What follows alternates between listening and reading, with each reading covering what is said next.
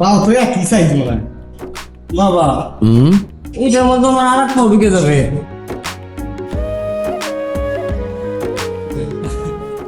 আছে তোমার কাছে? হ্যাঁ নেকড়ে আছে তো। এর পরিষ্কার আছে, কালারটা এরকম। ও ভিতরে, ওরে আল্লাহ মুখ দিয়ে কত রাখতে পারবি। এখন দেখতো এবার লাগার কথা। পারফেক্ট।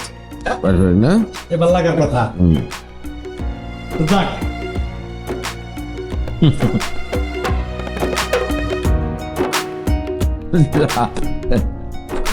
ভিজাটা ঠিক কর।